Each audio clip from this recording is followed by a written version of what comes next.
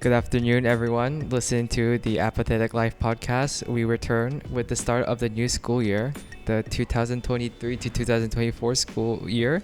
And I'm your host, Justin. And I'm joined by two wonderful seniors of Saint Paul Preparatory Seoul today, who are here to give their experiences so far with the first, is it 2 months as being a senior? Yeah, it is 2 months. Could you please give a brief introduction of yourself? Okay. Hello, my name is Ian Chung. I'm in grade 12 and I have approximately a month after my ED application deadline, so it's probably killing me. And then I hope people learn a lot from this podcast about how senior actually lives and what's good about being a senior too at the same time. Okay, hi, my name is David. You can just call me Kiho because I prefer my Korean name. And I'm also a senior here, and I'm here with my best friend, Ian. So heartwarming. Well, the most important thing in senior year is college applications, correct? Right. So when would you say that college applications started? Like at what time? I don't think it starts when you start senior year. It's actually before senior year. For me, I prepped my essay since the summer vacation, since June, I guess. And then so at that time, what we do is we basically fill out our personal statement, what we think is our hook, and then think about other colleges where we wanted to apply, and then rearrange the schedules and stuff. And at the same time, we choose our EDs, which is the most important one. Yeah, and there's much more complex thing to say, but I think that's going to be more in the podcast later on, so I'll save it for now. I mean, it's just not about the essays and like a personal statement, but you have to prepare like for the college applications. I mean, you have to prepare like SAT and all those kind of standardized tests. So it's just not the essays, but like AP as well. I consider them as also a prep for the college applications. So I think basically becoming a ninth grader, you just basically start the college application preparation. That's deep. I mean, like the real college prep, as Ian mentioned, it started in June, but like all the other stuff just naturally prepared, right? So I think, yeah. If I'm correct, you meet with our grade 12 counselor at the end of 11th grade, right? True. So that's when you have your one-on-one meeting, and then you sort of decide on what colleges you get into, and I heard you make a list on possible places you might want to apply. Is there a number that you had planned at the start of the semester? For me personally, I had 3 on my mind. My dream, my reach, and also for safety too. But I've actually had a route for Japan at the same time, so not only the US application also worked for me, but my application process was a bit complex than others, but it had a bit narrow amount of colleges I needed to have because it was just focused on 2 universities in the US and also a single university in Japan. So for me, I don't think that was a huge issue. Currently, I'm thinking of only 3, excluding the safety. For regulars, I'm not trying to focus it on because you know what? I'm actually gonna get in on the ED, so who knows? Please. For me, I'm thinking like over 20 schools because I'm gonna apply a lot for regular and EA as well. I think among my like friends, I'm applying most EA schools because I think I'm applying for like 10 EA schools, and then for ED, I'm applying for Duke. So I hope I get into there. And as the result comes out, I'm gonna apply regular in December. Yeah, I heard from the grade counselors, normally like seniors, they apply to around 15 to 28 schools in total, including regular. But I mean, if you get an ED, it's amazing. Yeah, that's what you're preparing for. All aiming for. So it's October right now, early October. How is your essays going along? I actually finished my supplementary essays for EDs because I'm not planning to do an ED2 because there's actually 2 colleges you can get in. There's ED1 and ED2, but the reason why I didn't choose ED2 is because I just wanted to show my ED1 college, which is Emory, that I'm the only one. You're the only college I'm applying to, excluding my ED, so I'm desperately wanting to go in there. I just wanted to appeal that sequence, so. And the other supplementary essays, the EAs, I'm currently working on it, which is a kind of an issue right now. For me, I'm almost finished with my personal statement, like 90% finished with it. And for supplemental essays, I'm also almost finished. That's why I'm applying a lot of EA schools, because like EA schools, as long as you prepare, you can just apply for it. Besides essays, I think I'm pretty much prepared, except for some like common app activities or honors. And when you're working on these essays, do you work like closely with any of the teachers, or is it just mostly on your own? I actually have lots of meetings with Our grade 12 counselor. and then she actually does give lots of feedback towards it, but there are some students that actually question me that whether it's great to actually get to the English department teachers or Our grade 12 counselor. but to be honest, I haven't actually interacted with English teachers about my personal essays. And the reason for doing that so is because I also heard from lots of other 선배s and others that the way how you focus on your essay is not about like grammatical errors and stuff, but it's like about the literal content and the main hook you want to actually express. So obviously Our grade 12 counselor. would know the best in here because she is our 12th grade counselor. So I actually mostly interact with her instead of others too. I also mostly interact with the counselor of our school. Most people ask, like, I also ask this question as well. Should I get help from consulting, right?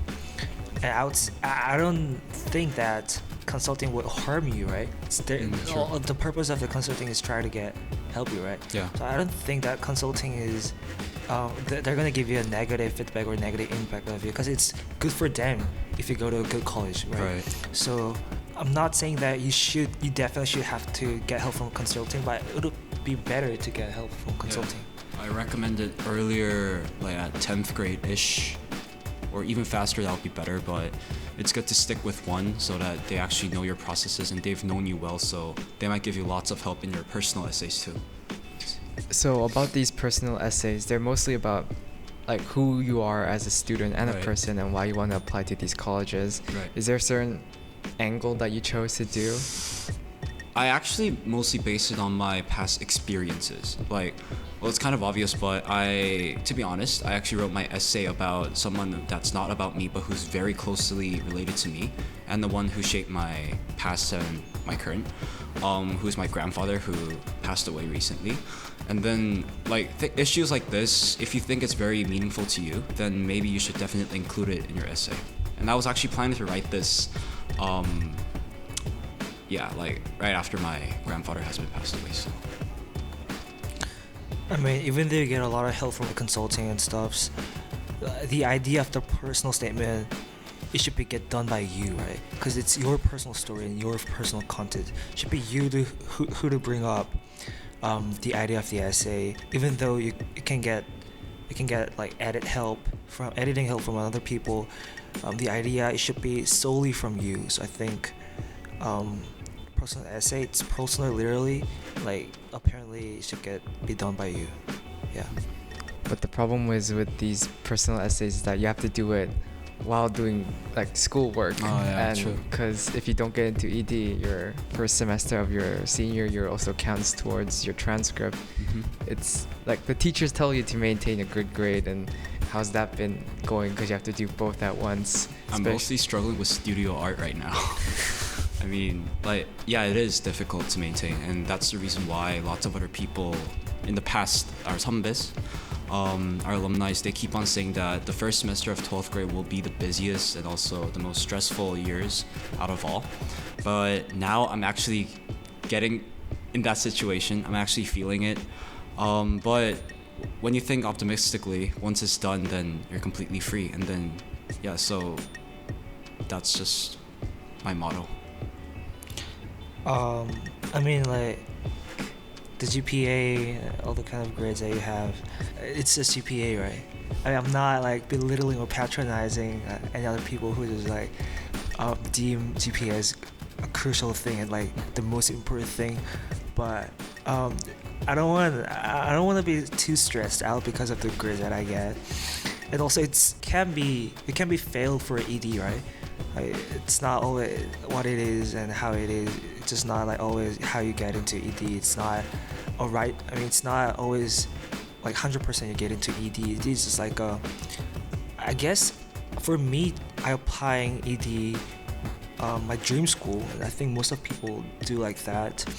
So if you fail to get in ED, I mean, it's just what it is. You have to move on, like study whatever you want to do, whatever you've got left. So by the way, the Spanish is the hardest quiz that I'm taking. I don't know, Spanish is so hard. It's so hard. It's my second hardest. So with like hard courses, especially talking from my fellow juniors, everyone's stressed out about GPA. Like, you know, at the start of junior year, you do your calculation on how many A minuses and Bs can you get before you cannot, you know, ED somewhere. Yeah. And I did that personally, and it's like, it's stressful. Yeah, oh it no. is. And have you looked back at your past years? Well, mostly recently it'll be your junior year, and be like, maybe I should have studied more. Maybe I should have brought my GPA a bit more. Do you Definitely regret we that? do, of course. But Like, it who is would've all not? about just moving on. That's just all about moving on. It's the past, so Yeah. what we have to focus is on the current ED. That's our main goal we have.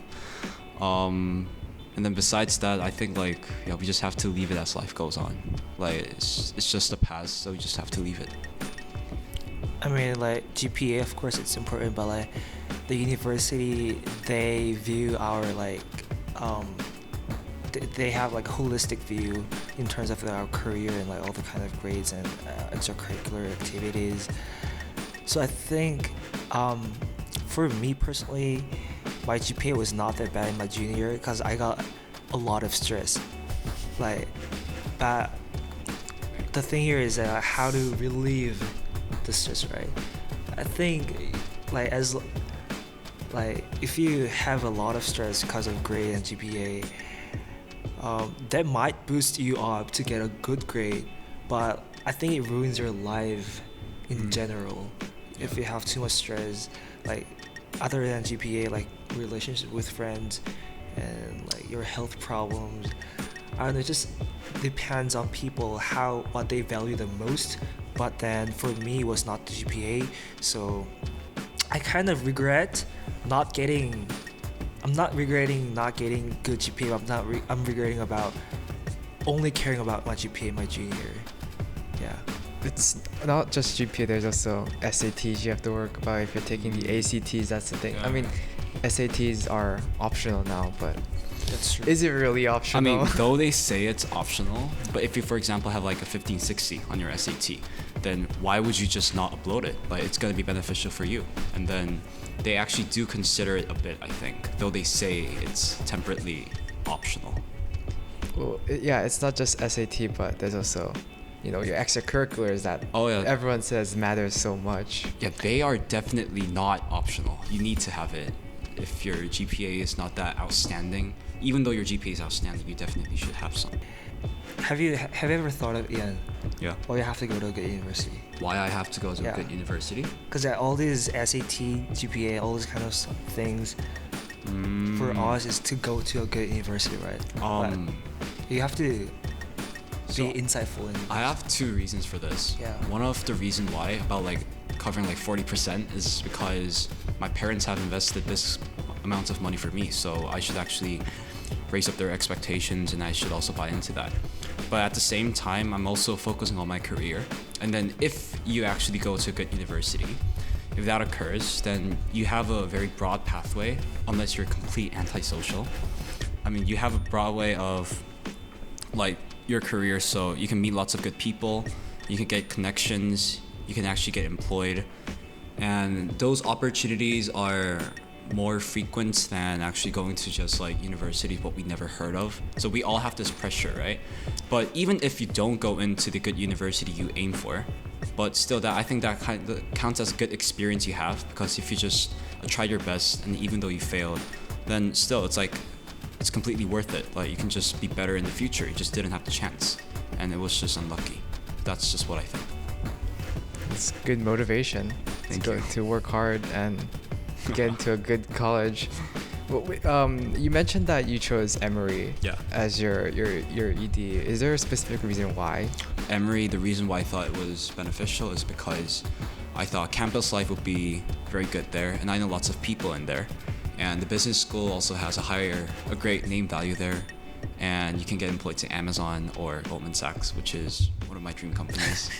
So, and I saw lots of people like following that route, so maybe if I tried the same, I might have the chance. So that's what I thought. So you have like what, 2 months to apply, is it? I've got For EDs, we got less than a month. Yeah. Oh wow. For Emory, application due date is on November 1st. It's like November 1st. Must be so stressful right now, especially with midterms coming up, right? Always terms. Just realized, okay, never mind. But then if you do ED, it doesn't matter. Yeah, but like, yo, I'll be very realistic. Okay, so I'm just not trying to demotivate every people in here, but you should not expect yourself to get a 100% guarantee, like unless it's community college, like unless it's a 100% guarantee that you're actually going to get into ED college, you should definitely not have those expectations, because otherwise it will ruin your first semester. Yeah. And I don't think you should backfire yourself. Like, you should focus on the future, and you just don't know it yet. That's what I think. You built up so much work taking APs, taking Yeah. SATs, maintain your GPA up till junior year, and then you're saying not to just give it up because you're doing college applications. You also have to have 2 or 3 recommendations. Two Yeah. recommendations. I'm 2 or 3. Yeah, it depends. It depends. There's like the teacher recommendations and the counselor Oh, recommendations. they're highly important too. Did you have anyone in mind, or did you already get them? Oh, I got 2. We already got them. Oh. Is there any specific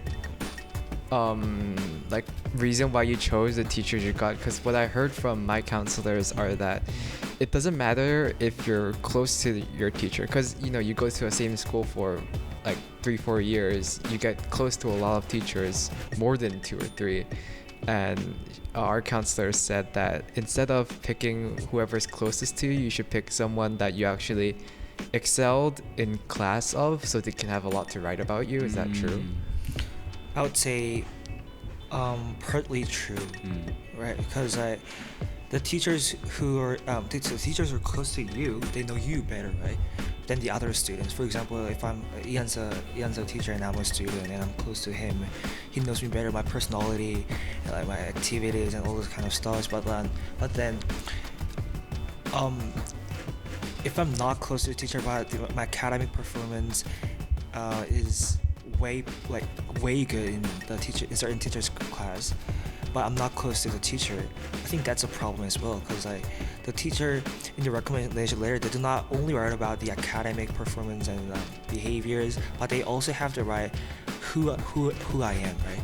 They have to write about our personalities and like our attitudes and so on. So I think not only about the academic performance, but also it's important how close you are to the teacher. Yeah, that's the way how Kyo said it. That's the reason why I chose my English teacher and also my economics teacher as it. Because, for instance, for English teacher, though I didn't get like a good grade, a solid grade I actually wanted, but I felt that she knew me well as a person and she knows what kind of a person I am.